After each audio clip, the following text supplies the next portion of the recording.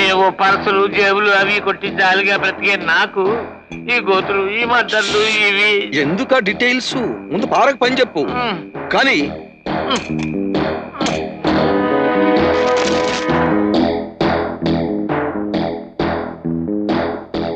Dear చెల్లాయ్, నువ్వు చంపేసిన ఆ శవాన్ని మాయం చేసేశాం. నువ్వు శ్రమపడి పొడుగు సంతకం చేయక్కర్లేదు, పొట్టి సంతకం చేసినా చాలు చేసే.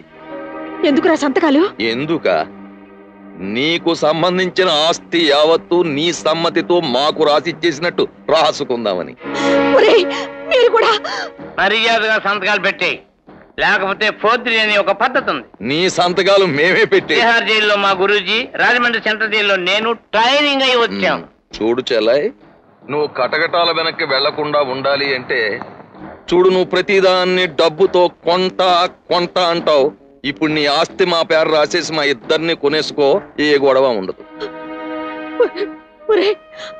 ఎంత దారుణానికి తెగించావురా! కన్న బిడ్డల్ని కూడా కాదనుకుని నిన్ను నెత్తిన పెట్టుకున్నందుకు వాళ్ళే కాదురా, నిన్ను కాల్చి చంపేస్తాను. నీకు 2 నిమిషాలు టైం ఇస్తున్నాం, ఈలోగా ఇది ఫినిష్ చేస్తాం. అప్పటికి నీ సంతకాల కార్యక్రమం పూర్తి చేయాలి, లేకపోతే నిన్నే ఫినిష్ చేస్తాం.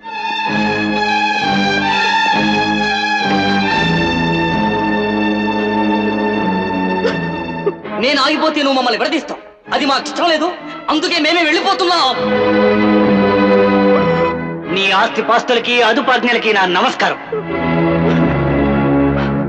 అందరూ బయటకు పోయిన తర్వాత ఈ ఐశ్వర్యానంతా నీ నెత్తి మీద వేసుకుని తగలబెట్టుకో. అమ్మా, నీ కడుపును పుట్టినందుకు గర్వించాలో లేక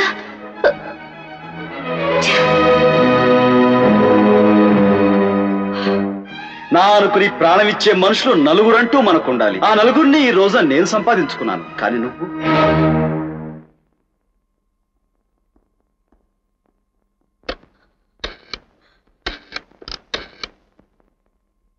హలో, పోలీస్ స్టేషన్.